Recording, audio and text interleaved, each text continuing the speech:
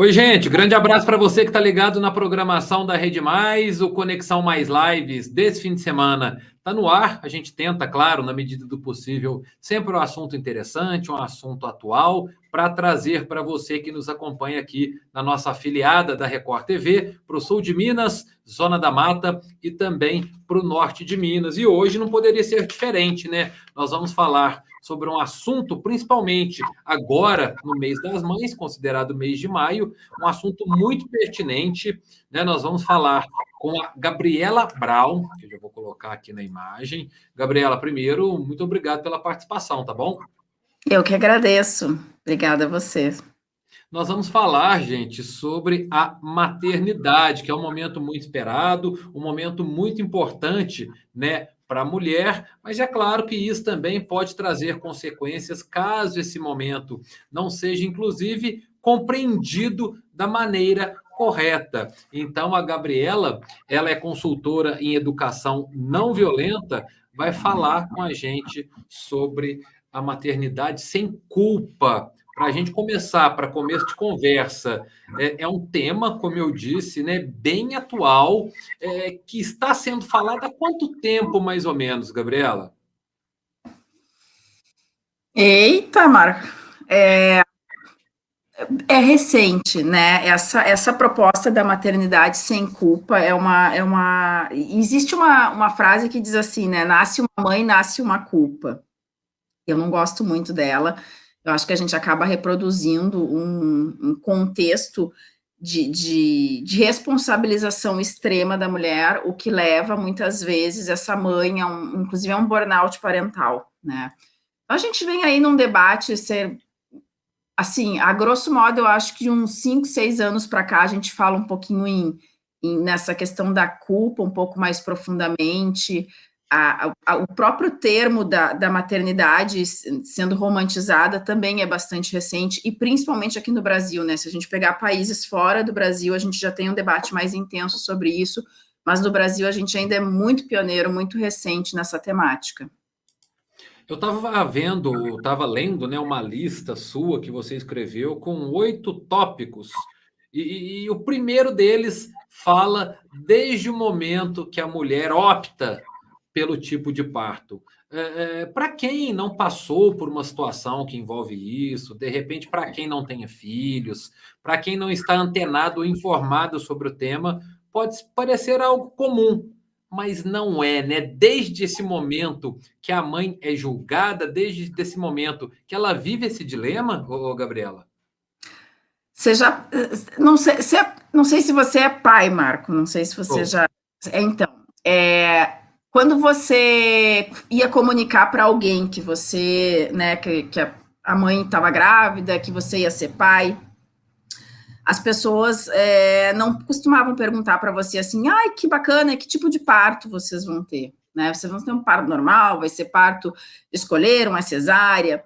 E a mulher, ela vive muito essa realidade, um pouco diferente do homem, né? A mulher, quando ela se pronuncia grávida, quando as pessoas percebem que ela está grávida, e conforme a barriga vai crescendo, essa pergunta vai se tornando mais cotidiana, as pessoas costumam perguntar, você já escolheu o tipo de parto? E aí, vai ser parto normal, vai ser cesárea? E percebe que quando você vai responder, quando a mulher vai responder, sempre tem uma justificativa. Ela meio que se sente na obrigação, na pressão de justificar. Ah, vou fazer cesárea porque a minha médica disse que não pode ser normal.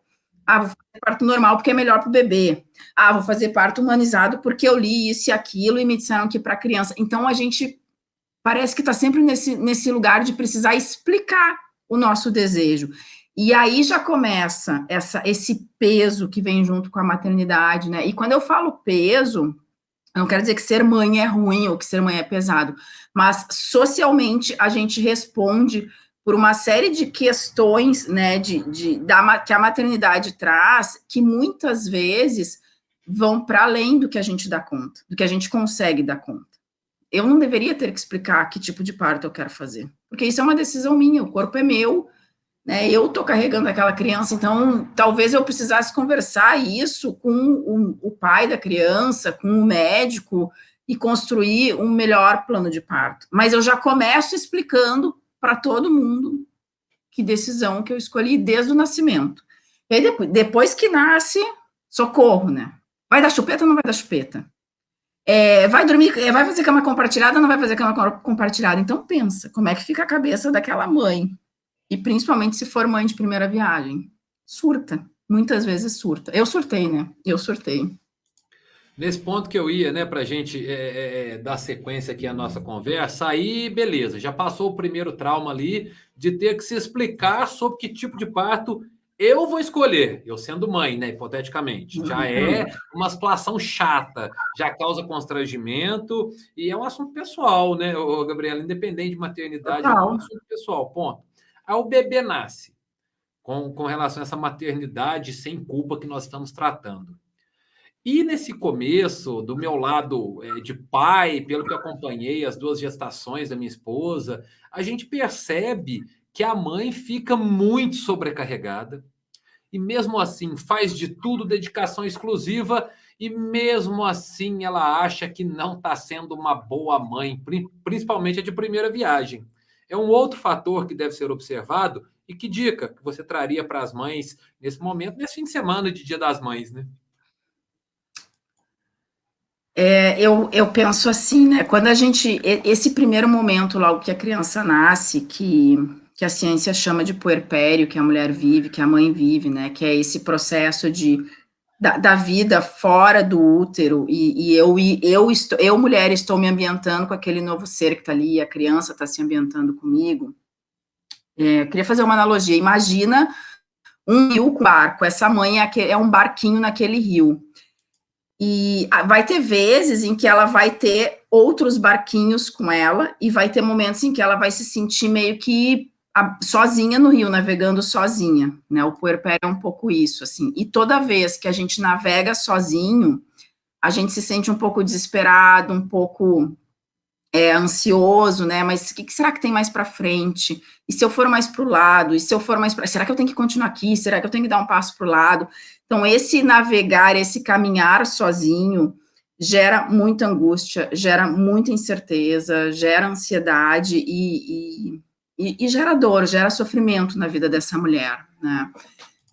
Então, se eu pudesse dar uma dica, tenha com quem compartilhar, tenha um grupo de mães, tenha um grupo de pessoas que entendam, né, ou que trabalhem com isso, ou com uma amiga que você confie muito, e quando eu falo sobre compartilhar, é compartilhar tudo, sabe, Marco? É compartilhar aquela coisa assim, não é só, será que eu dou chupeta, será que eu não dou chupeta? É compartilhar, cara, hoje eu tô me sentindo com vontade de pegar o meu filho. Uma vez eu falei isso, assim, para um grupo de mães, às vezes eu tenho vontade de pegar o meu filho, quando meu filho era pequeno, botar numa cadeirinha, botar na cadeirinha do carro, ligar o carro, dirigir para um lugar bem distante, largar ele numa calçada, entrar no carro e ir embora.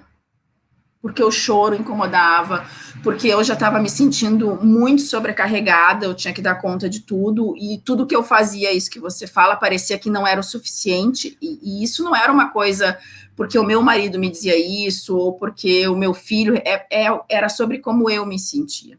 Porque existe um preconceito na sociedade de que a mulher nasce com o chip da maternidade, que ela nasce pronta para ser mãe, e que tudo que ela não sabe é como se ela tivesse vindo falha. Ela tem obrigação de saber o que a criança precisa, o que a criança não precisa, como é que tem que trocar fralda, como é que não tem que trocar. E isso pesa demais, isso sobrecarrega porque a gente não sabe. Na verdade, a gente não sabe. A gente sabe tanto quanto os homens. A diferença é que talvez a gente tenha brincado mais de boneca, tenha visto mais as nossas mães fazerem isso, mas na prática, a prática em si, a gente sabe tanto quanto os homens. E isso angustia, né? Isso gera muita angústia.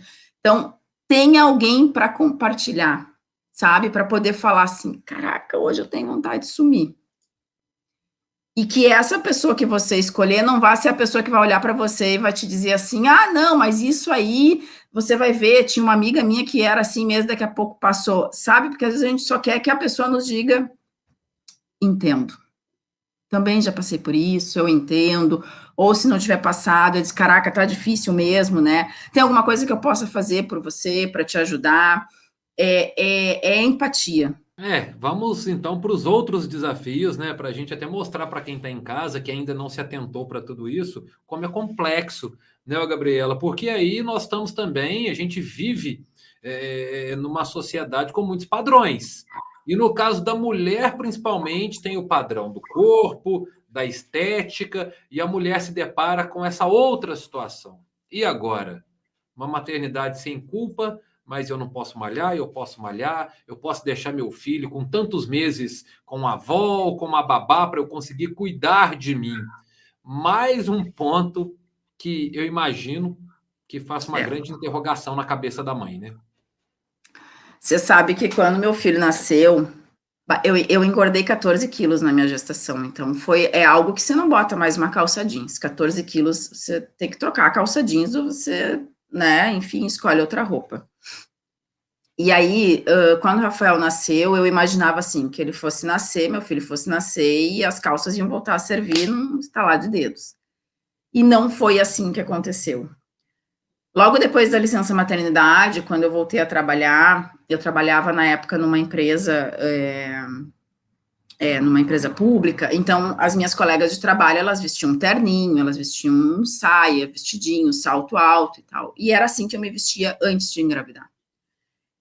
E voltar para essa realidade, você vindo da calça de abrigo, você vindo da calça legging, do tênis, porque quando você, né, você tá lá na licença, você mal consegue colocar um salto alto, e durante a gravidez também, voltar para esse ambiente de trabalho, sem ter todas essas coisas, cria uma sensação de deslocamento imensa, de, meu Deus, será que eu pertenço ainda a esse universo? Será que isso aqui ainda é meu? Eu acho que é por isso que tantas mães, logo que voltam para o mercado de trabalho depois da licença, não ficam. Você sabe a coisa do empreendedorismo materno, que tem tanto que... Não é só a coisa do, né, não, agora eu quero ter mais tempo com meu filho, porque às vezes quando a gente vai para o empreendedorismo materno, a gente tem até menos tempo do que se estivesse na empresa. Mas é essa sensação de, será que eu ainda pertenço a esse espaço, a esse ambiente? E aí, junto com isso, vem um monte de cobrança. Nossa, eu quero voltar para academia, mas deixa eu fazer uma conta aqui. Meu dia tem 24 horas. Se eu trabalhar 8 horas fora, mais uma hora de deslocamento, são 9, mais 6 horas que eu vou dormir, mais não sei o que, não sei o que. Fecha a conta. Ah, mas aí, se eu for na academia, e a criança tem que dormir 12 horas, então deixa eu fazer a conta que se eu for na academia, é o tempo que eu teria para ficar com ela acordada.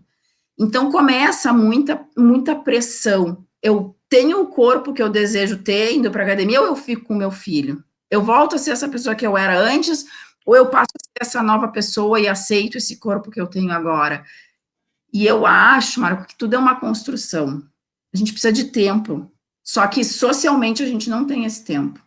Eu digo que quando a gente sai da licença e vai para o mundo real, esse tempo desaparece. Parece que a gente precisa voltar a ser o que era, ou a ser essa nova pessoa num estalar de dedo. E uma maternidade, ela se constrói lentamente.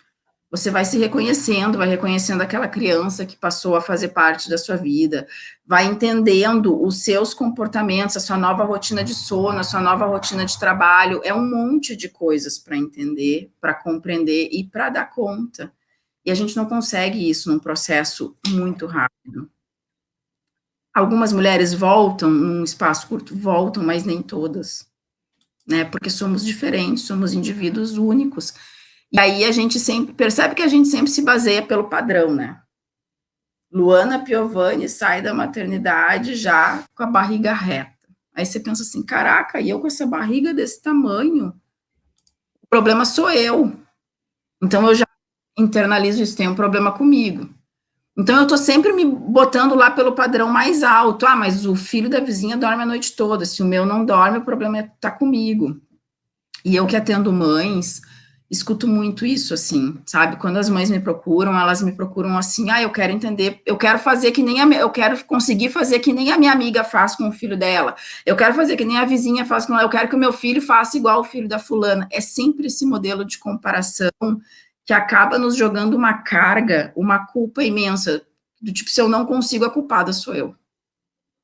O problema é meu, tem alguma coisa errada comigo. Se o meu filho falha, a culpa é minha. Se meu filho tiver uma nota ruim na escola, eu sou uma péssima mãe. Então, é uma sobrecarga imensa o tempo todo. Continue com a gente, porque o Conexão Mais Lives volta bem rapidinho, não saia daí.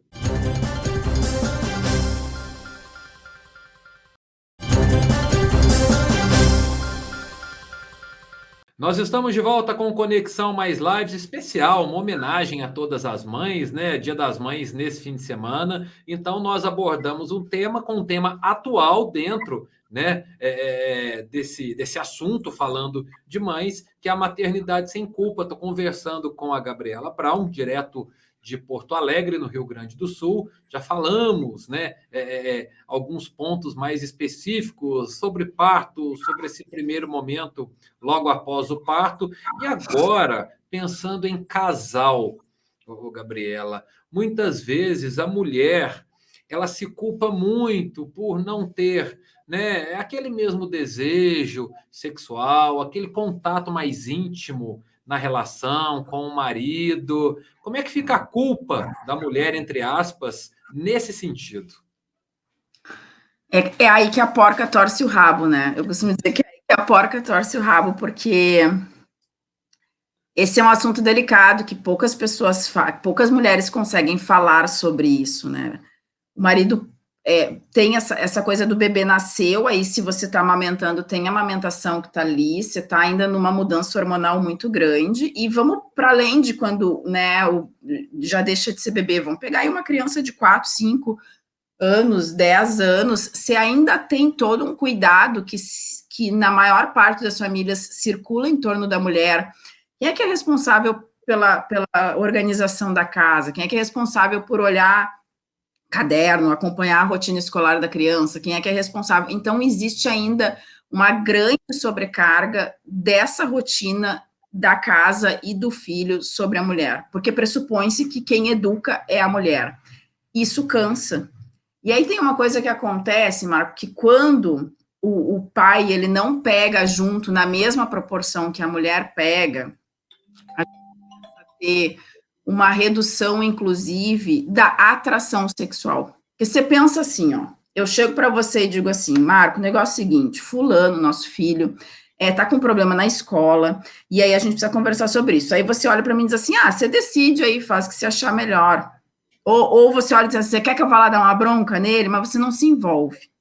Aí outro dia você fala, preciso da sua ajuda, da sua colaboração aí para a gente lidar com tal situação. Diz, estou em um trabalho para fazer, já trabalhei o dia inteiro. Você começa a perder essa admiração, muitas vezes, que existia antes dos filhos, entre o casal, porque, né, não tinha toda... Nenhum casal a maior parte dos casais não conversa antes sobre como é que eles vão educar o filho antes do filho nascer. Como é que eles vão educar um filho quando tem birra? Quando o filho se jogar no chão, lá no chão do supermercado, qual é a atitude que eles vão ter com relação a isso? Se aprova a palmada, se não aprova a palmada, se aprova o castigo, se quer uma educação mais consciente, se quer uma educação mais conservadora, que tipo de relação? As pessoas não conversam, os casais não conversam. E aí vem a vida real. E na vida real, o bicho começa a pegar. E a mulher está cansada, e às vezes está falta de desejo, porque perdeu a admiração pelo parceiro. Muitas vezes a falta do desejo sexual, ela acontece, essa falta se coloca no casal, porque ela olha para o parceiro e consegue pensar assim, cara, mas ele não assume nada na relação com o filho, tudo recai sobre mim. E aí, como é que você vai ter desejo por uma pessoa que, quando você olha, você tem vontade, na verdade, de matar? Né? Não, pelo amor de Deus, vamos falar sobre sexo aqui, mas vamos falar também sobre a escola, e isso é um tabu ainda dentro da relação do casal. E aí, muitas vezes, a mulher se sente culpada por não ter o desejo com o marido, porque deveria ter o desejo, porque afinal de contas ela tinha esse desejo antes da criança nascer, como que agora não tem? O que aconteceu? Ela não consegue muitas vezes entender esse processo que ela está vivendo, e aí isso vai minando a relação, vai gerando mais culpa, e não consegue conversar sobre isso. O fato de não conseguir conversar sobre isso complica bastante a relação do casal. Parceria, né? Acho que seria uma palavra que define muito bem, né? Para pelo Parceria. menos ajudar o homem a ajudar essa mulher nessa missão. Porque cá entre nós, né, Gabriela, eu como pai de 2 filhos, eu percebi nitidamente nas duas situações que o fardo para a mulher é muito grande. como que uma simples contribuição do pai, eu nem digo contribuição, porque é dever, não está ajudando, está fazendo a obrigação. Como o fato do pai deixar, em certo momento, a mãe dar uma volta de carro, de repente buscar um filho na escola, tanto que isso traz um alento para a mulher. Então, acho que a parceria, né, por experiência própria, ajuda sem dúvida alguma.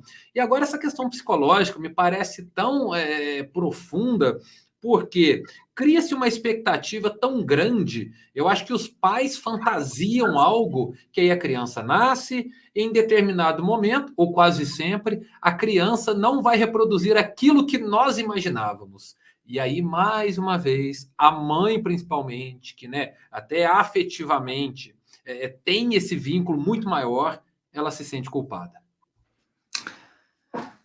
A Laura Gutman, que é uma escritora argentina, fala muito sobre essa fusão emocional, né, da mãe com a criança, principalmente a mãe e a criança, com o cuidador imediato, mas geralmente esse cuidador é a mãe, né. E a Laura fala que essa fusão ela é necessária para que a criança possa se desenvolver num aspecto tanto físico quanto emocional saudável. O que acontece muitas vezes é que nós, mães adultas, confundimos essa fusão emocional, confundimos esse novo ser que a gente coloca no mundo como uma extensão nossa, dos nossos sonhos, inclusive. Então, se eu queria ser bailarina e tive a minha vontade de ser bailarina, o meu desejo de ser bailarina frustrado por X, Y, Z, e eu tenho uma filha mulher, é bastante provável que eu vou começar a levar ela a lugares que, né, que tenha dança, que vou talvez, né, botar ela no balé na escola e tal, e vou projetar sobre ela esse meu sonho que não se realizou. E aí, talvez essa filha se encante pelo balé, ou talvez ela goste de futebol.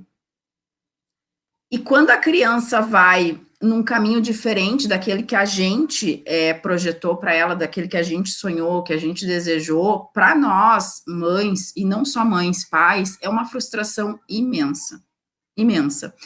E se a gente não tem consciência disso, se a gente não tem essa clareza de que esse é um desejo meu, e não do meu filho, e que o meu filho não é uma extensão minha, ele não é o meu mini-eu, é um outro ser, é um outro indivíduo, com outros desejos, com outras vontades, existe uma grande probabilidade de eu levar essa criança por um caminho sem olhar para as habilidades que ela realmente desenvolve, sem olhar para os desejos que ela realmente tem. Uma criança, por exemplo, que tem a habilidade de jogar futebol, talvez não tenha uma habilidade tão grande na dança. Não é que não possa ter, mas talvez não tenha. Mas eu quero que ela dance. E aí eu fico insistindo nisso. E é como se eu fosse distanciando aquele pequeno serzinho de quem ele realmente é. Então, ao invés de eu, mãe, atuar como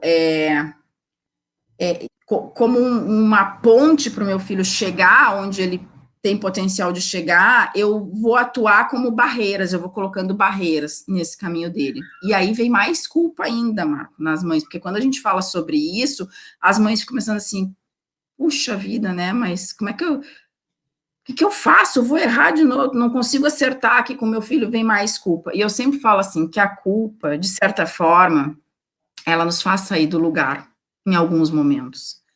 Porque se eu me sinto culpada, eu preciso olhar para isso.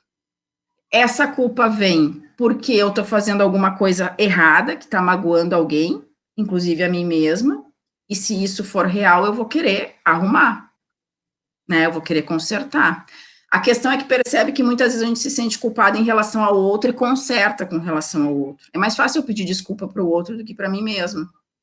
Então, a culpa materna, quando ela está relacionada aos filhos, existe uma possibilidade maior de mudança, que eu quero ver no outro, eu quero enxergar no outro um sorriso, eu quero que o outro se sinta bem, mas quando é comigo é tão mais difícil, e aí eu vou querendo mudar com relação aos outros, e vou me anulando, vou deixando de lado, não vou olhando para as minhas questões, e tem uma coisa que a gente precisa entender quando a gente é mãe, o nosso filho só vai ser plenamente feliz, de verdade, se a gente estiver feliz. Não tem criança que seja feliz com uma mãe que está lá, sobrecarregada, cansada, exausta. Então, a gente precisa dar conta da gente. Eu vou dar um exemplo para fechar minha fala aqui, que é o exemplo que eu sempre dou, que é o mais banal de todos, mas eu não consigo enxergar um exemplo melhor para isso. Sabe quando você está no avião, e aí está lá a comissária de bordo e diz assim, em caso de acidente, máscaras de oxigênio irão cair? Coloque primeiro em você, para depois ajudar as outras pessoas. Se eu estou exausta, eu não vou ter paciência com meu filho. Se eu estou muito cansada, eu não vou conseguir ser uma mãe tão amorosa com meu filho, porque a minha única necessidade naquele momento é descansar. Então, eu preciso dar conta de mim. E o que a gente faz muitas vezes é abrir mão das nossas necessidades para atender às necessidades da criança. Só que se eu faço isso por um longo período de tempo, não tem ser humano que sobreviva. E aí eu começo a me tornar rancorosa, grito, saio de mim. Por quê? Porque eu não atendo aquilo que é importante para mim. Né? Então, preciso olhar para mim primeiro, para depois poder olhar para a criança. Gabriela, infelizmente, nós temos mais 1 minuto para encerrar o falei. programa. 1 minuto, mas eu vou fazer uma pergunta rápida para você responder nesse 1 minuto. As mães querem ser, né, mulheres maravilha, isso não existe, né? Isso não existe, não há problema algum em pedir ajuda. Eu costumo dizer que eu só quero ser Mulher Maravilha se tiver o Super-Homem junto aqui para dar a parada. Se tiver o Hulk, se tiver a Liga da Justiça junto, né? A Mulher Maravilha não dá conta de nada sozinho, né? A gente existe uma ilusão aí de que uma pessoa, e eu acho que o Juntos para Educar, que é o projeto que eu toco, ele nasceu disso, da gente entender que junto a gente consegue ser mais forte, não porque a gente está somando, não só porque a gente soma forças, mas porque a gente divide cargas, divide problemas, divide, compartilha muita coisa, e o compartilhar nos fortalece, o compartilhar nos dá esperança, então acho que sempre vai funcionar melhor. Valeu mesmo e aproveite bem esse fim de semana do Dia das Mães, tá bom? Obrigado. Obrigada e um feliz Dia das Mães para todas as mães que nos assistiram.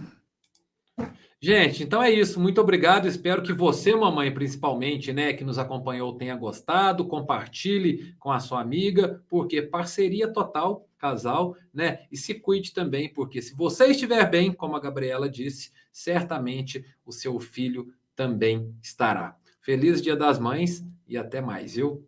Tchau.